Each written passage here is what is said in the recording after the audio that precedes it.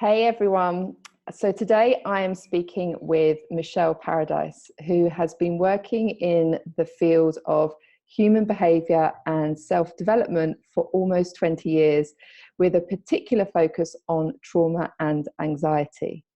She is a certified practitioner and trainer in NLP, a certified practitioner of havening techniques, and a certified clinical hypnotherapist.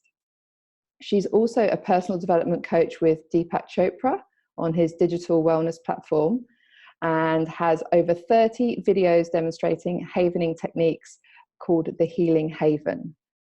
Michele is also doing a master's degree with Dr Gabor Maté, who is one of my absolute favorites, and he's a leading specialist in childhood trauma and addiction. Michele works on Zoom internationally and also has offices in Beverly Hills and Harley Street.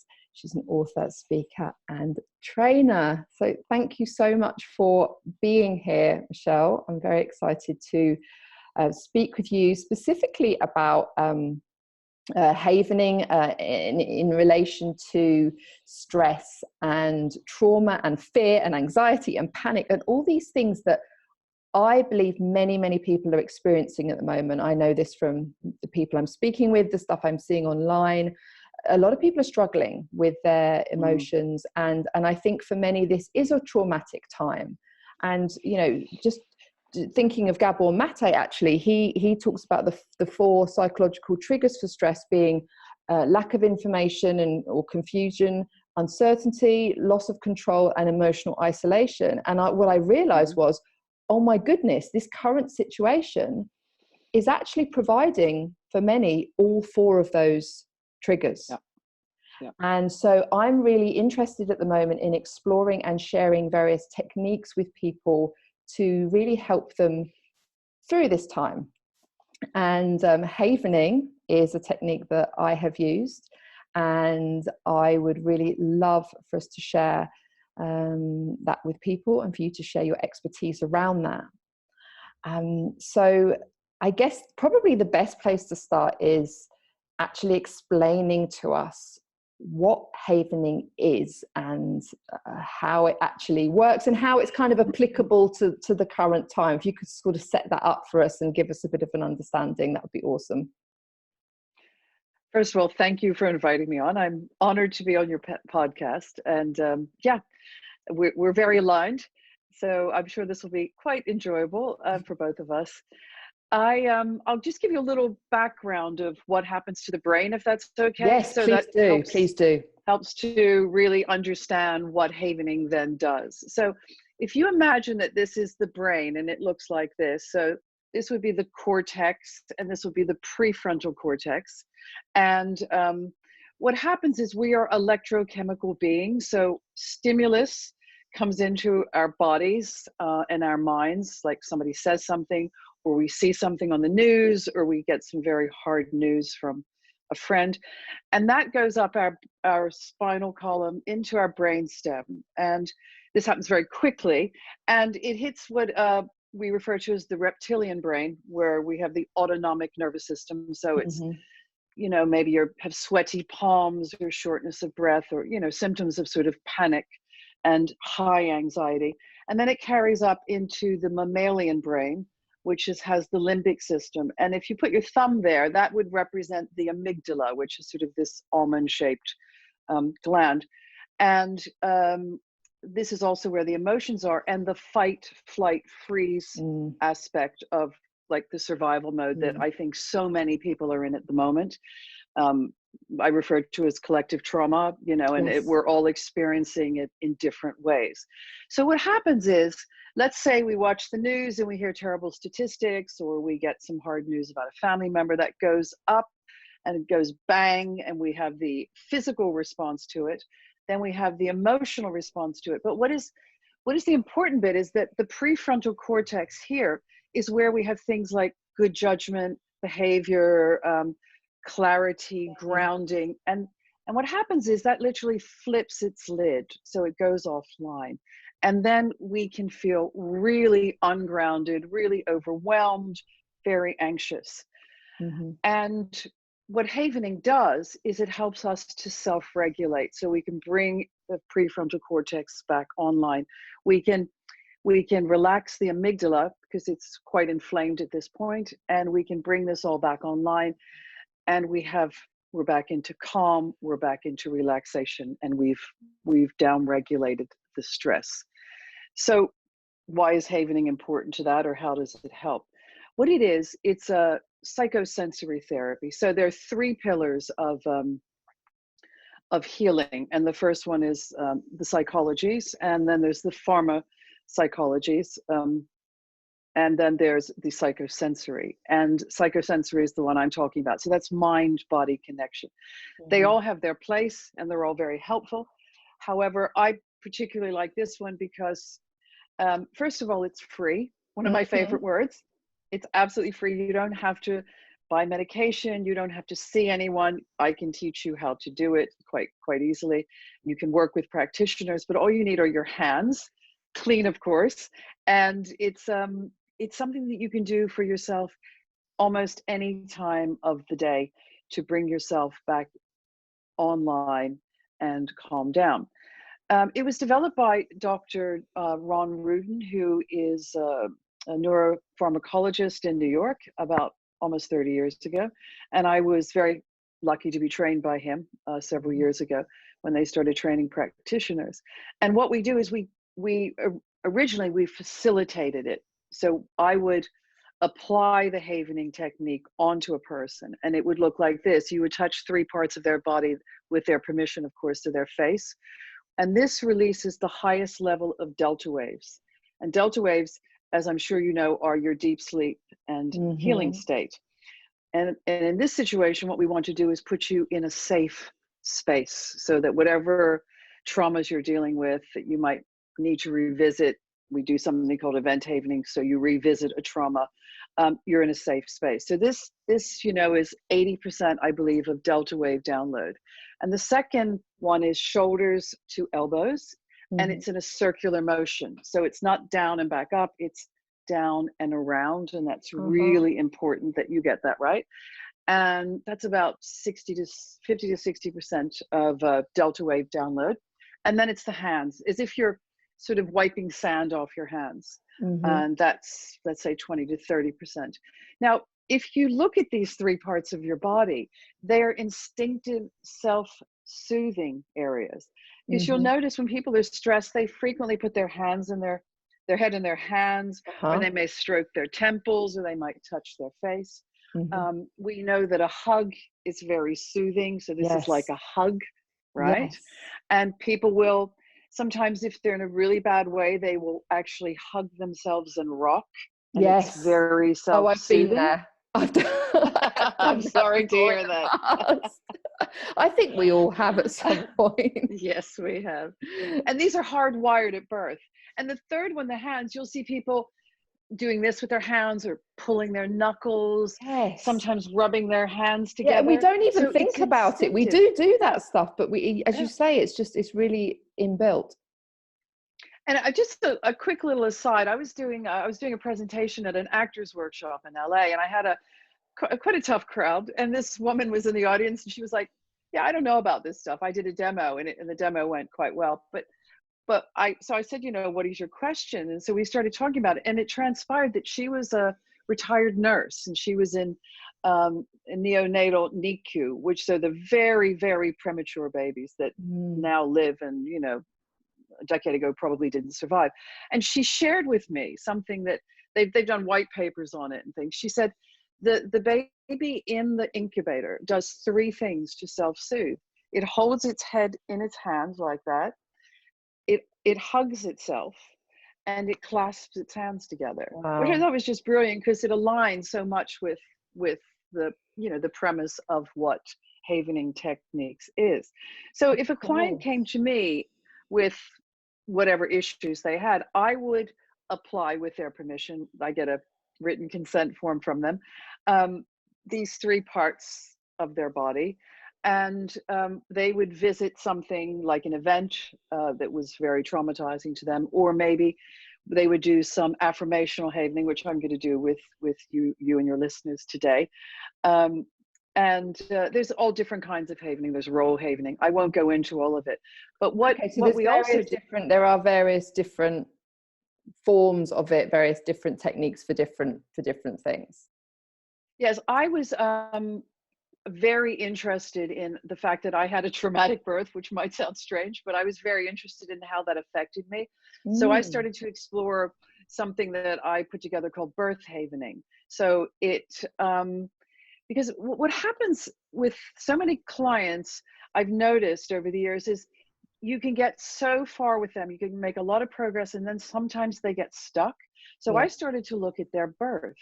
So it's on my intake questionnaire. I asked people, can you find out, or do you know if you've had a traumatic birth? So I was umbilical cord around the neck, and the further I came out, the more I was suffocating, which was traumatic for myself and of course my mother.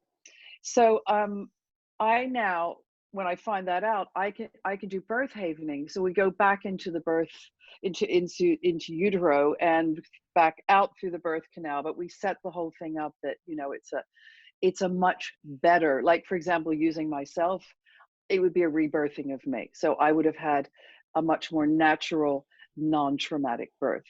Yes. Before, during, and after. And that really can change the neurochemicals of a memory. So it's amazing. That's one way to do it.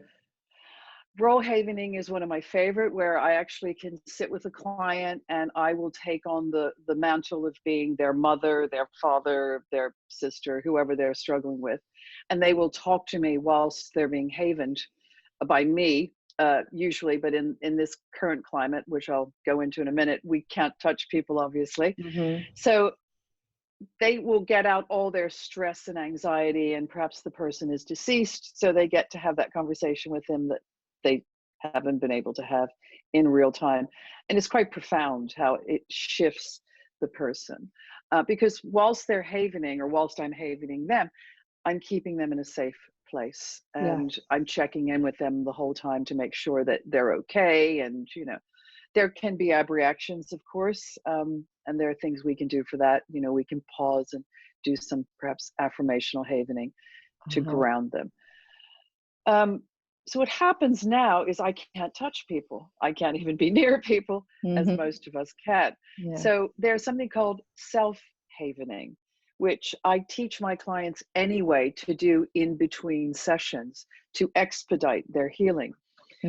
But as we're in this very unique moment, it's great that I can sit on camera like I am with you, and I could haven with you, which creates mirror neurons. So I would perhaps self-haven myself while you self-havened and watched me. And then we have this mirror neuron exchange, which intensifies the whole situation and helps the healing even more. Absolutely. Could you elaborate just briefly on that? Because I think maybe some people listening may not understand what mirror neurons are, or how that actually works. Okay, I'll do the very simple explanation of it, which I think is all we need, is that you are mirroring me and we are sharing this energy. We're passing it back and forth to each other. And if it's positive, obviously, we're going to have a sympathetic resonance or a limbic resonance. And if it's not, of course, it's going to go in the other direction, which I would never go there. So it's for a lot of people, even when I am in session with them, a lot of people do not like to be touched because perhaps their trauma had to do with touch. You know, their body being touched in a way they didn't want to, or whatever. So it's a great opportunity for me to actually do the havening to myself and have them mirror me.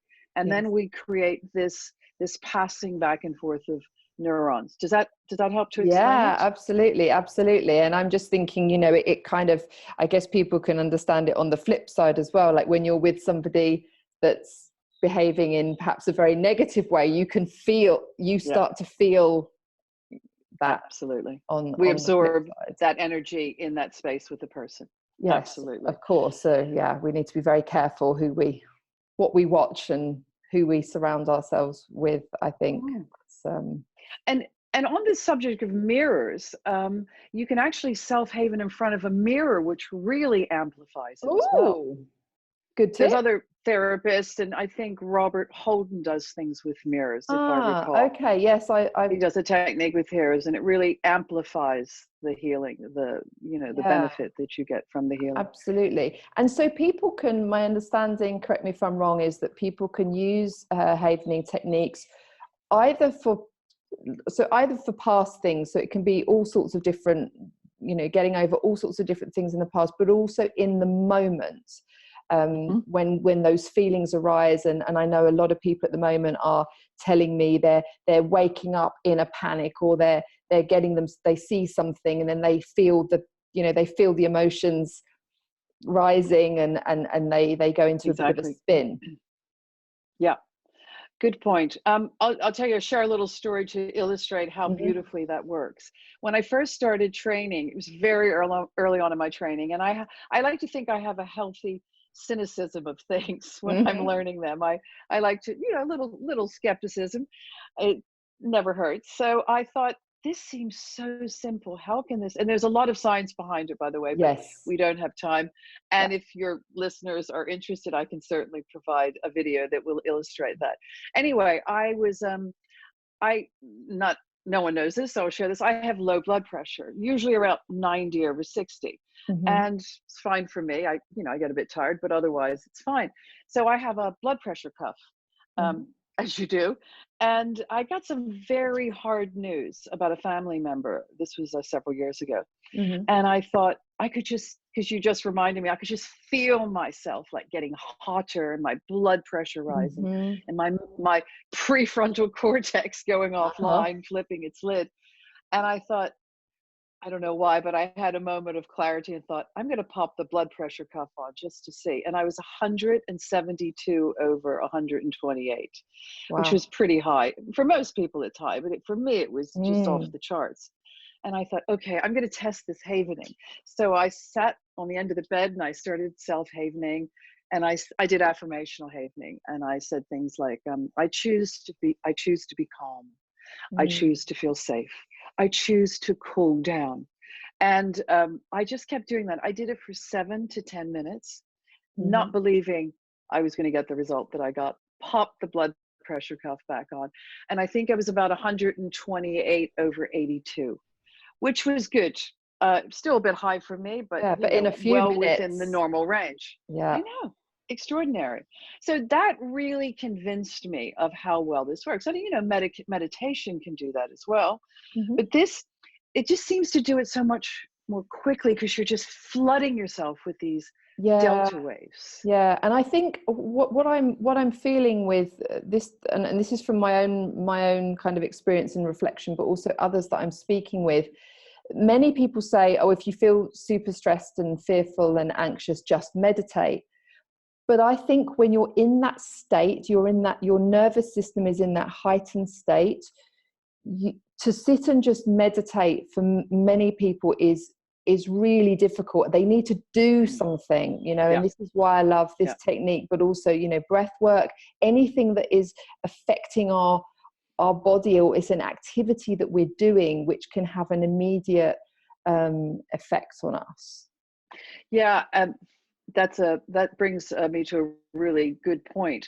For example, when you do event havening, it has several distraction techniques in it as well.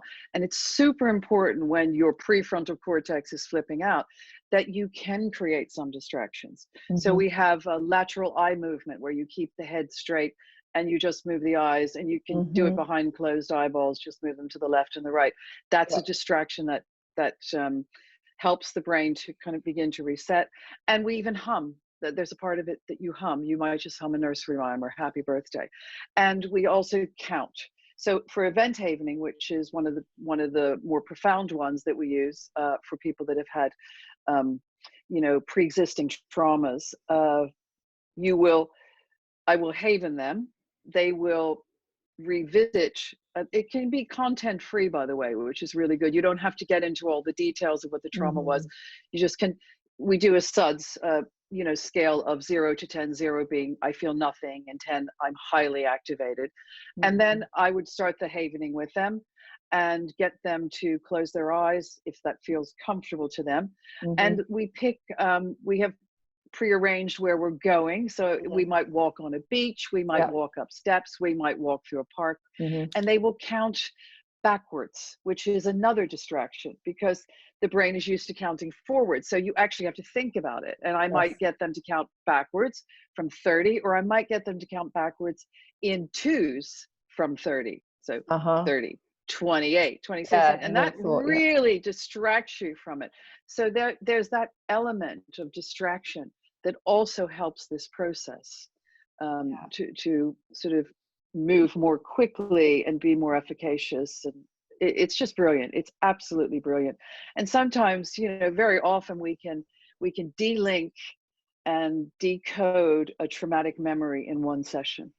And I've seen it done. I've been part of doing it. You know, it's there, it's real. Sometimes people have layers and layers of trauma to do with a pre-existing trauma. So that takes a little bit more time.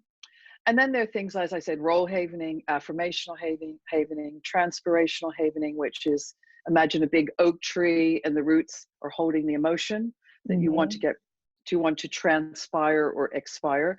And we sort of shimmy it up out onto the branches, out onto the leaves, and it evaporates. And that's what I get the client to imagine as they're doing it. So there's a lot of very powerful visualizations in it as well, you know, like walking on the beach, creating the context of that safe situation. You have to be careful. Some people don't like the water, so that's why I always have to check in with them. You have to be careful, you know. We're all some people so different, aren't we? Issues with things. Yeah, of course. I just love the fact that it's like a toolkit of all these different elements that you can use and different techniques for different things. And just building on your point about trauma, about past trauma, you know, one of the reasons why certain people are feeling so much trauma at the moment isn't just the current event, it's almost a resurfacing or a re-triggering of past trauma, right? Absolutely. I've been saying this to clients, and I've done a couple wellness workshops. If you have pre-existing trauma that has not been processed, this will completely activate it. It'll put a spotlight on it. And if several of my clients, you know, because I'm early on with them, they are really, really struggling. Because as Gabor says, and I wish I had said this, so I will certainly give him the credit for it. The absolute, you know, the cause of trauma, the core of trauma is dislocation. And we are going through so much dislocation at the moment. And, you know, we're dislocated from our tribes, whatever that is, whether it's our families, our work colleagues, familiarity is gone. We are dislocated from the human touch. You know, when did a handshake become a weapon? When did a sneeze become something more than saying bless you? You know, it's turned everything around. So we have this incredible dislocation of so many things in our lives. And you're absolutely right. I like to refer to the Elizabeth Kubler-Ross five stages of grief. And even she talks about it. You're not really ever just grieving the thing you're grieving. There's a collective grief that is stored up inside of you. And sometimes you don't grieve a person who has passed at the time they have passed for whatever reason. And you might be grieving them now, or you may be grieving the loss of relationships or careers or whatever. But grief is grief.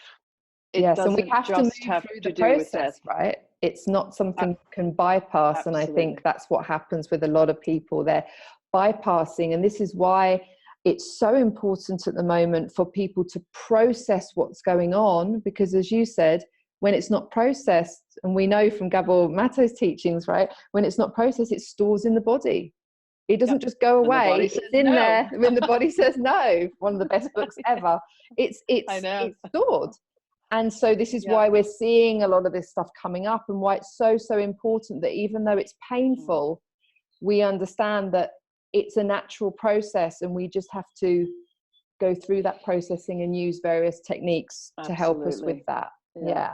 So I just want to say one thing about the 5 stages of grief, just because some people I think struggle with how they process them. You know, so it's denial, isolation, which we're certainly in. It's anger, bargaining, depression, and acceptance. It's not linear, and I just want to, I know some people think it is linear, but I personally don't think it is. And I think that it's also you know, not methodical.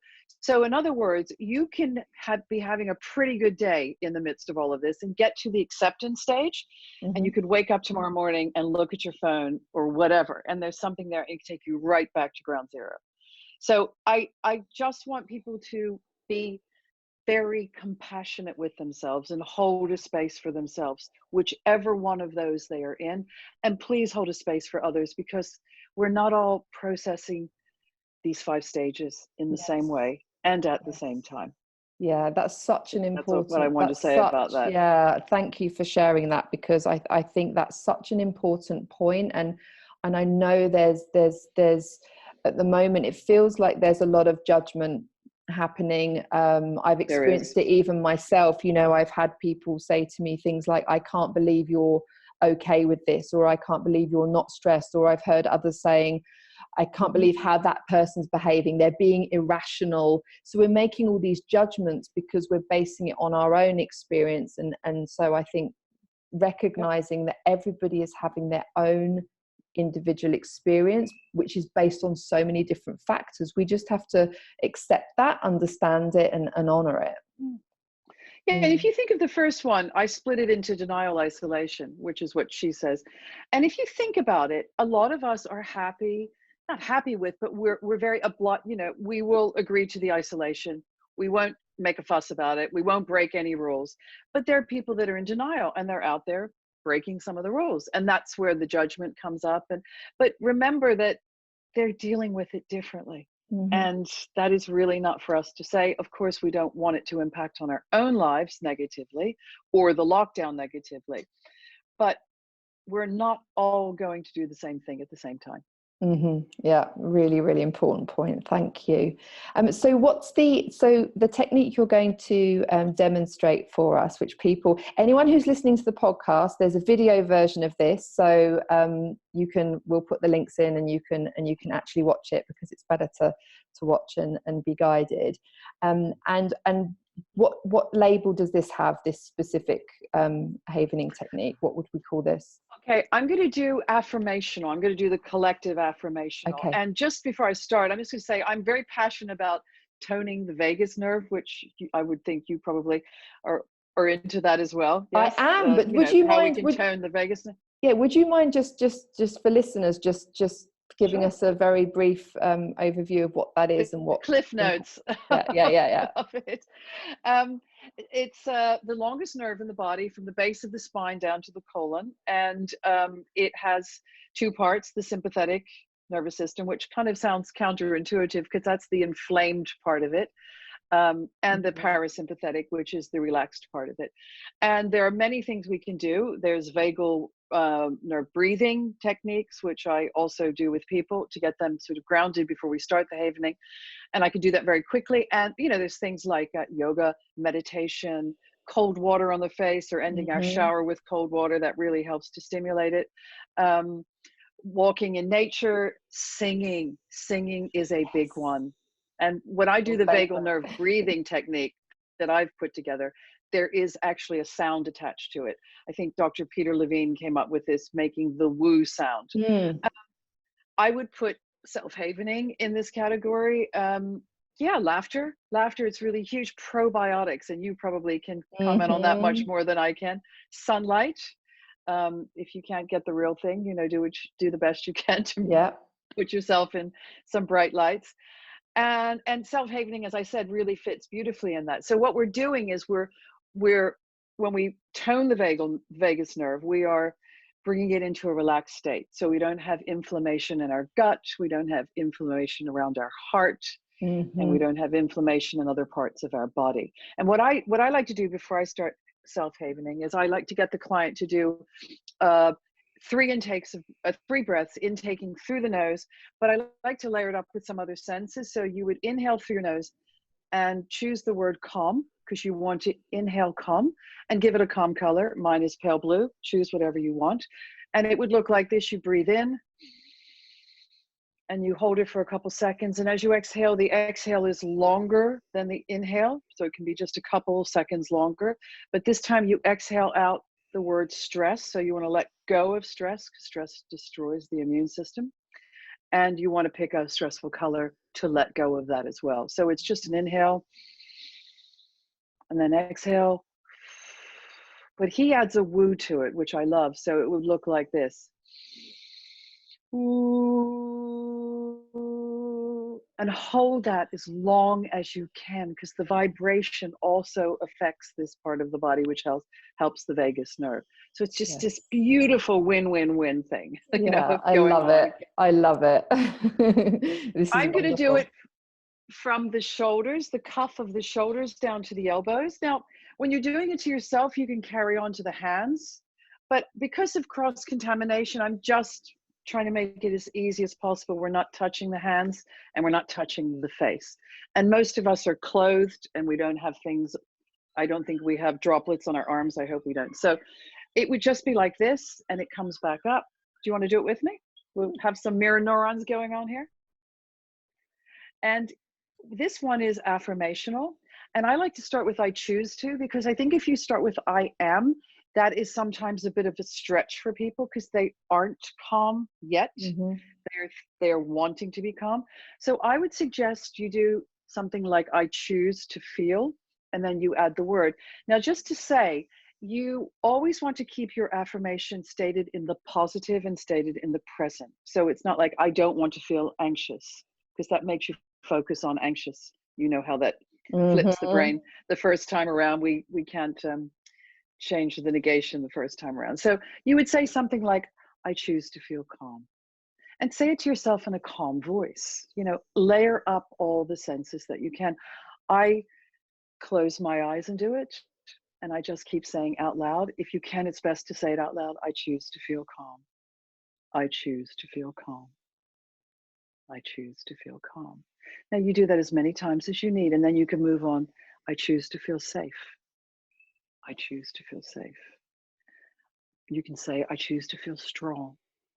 I choose to feel healthy. I choose to have a strong immune system. I'm all about the immune system. I really think this really strengthens the immune system much more than, you know, a lot of other things can do, because we're focusing on strengthening that immune system. And this would be a really good time to focus on big, beautiful, white, healthy blood cells. Not that awful image that we're being shown all the time about coronavirus, but just imagine some bursting, beautiful, white, healthy blood cells and focus on that. I choose to be healthy. I choose to stay strong. I choose to defend myself against this virus. You can create your own narrative. Just keep a very calm voice, stated in the positive and stated in the present. Okay? So that is affirmational havening. It's very simple. Does it make sense to you, or are there absolutely. And it feels like I feel really calm now. I mean, not that I was stressed before, but it is very soothing.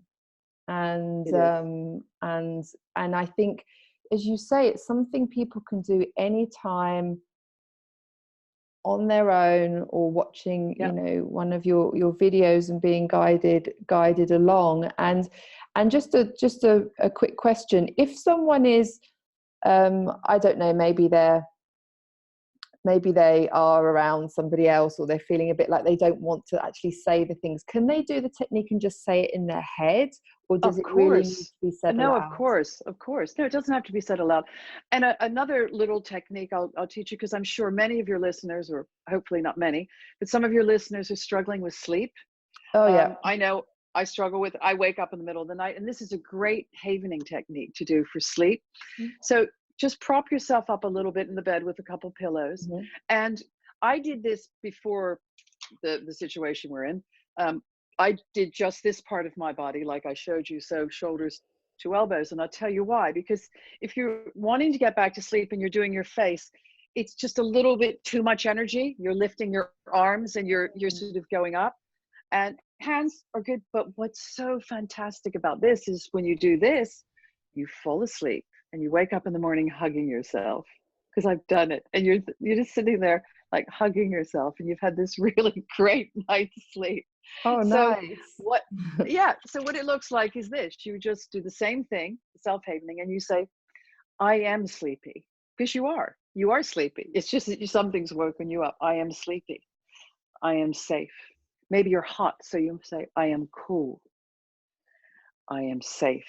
I am tired. You want to give yourself the suggestions of where you want to go.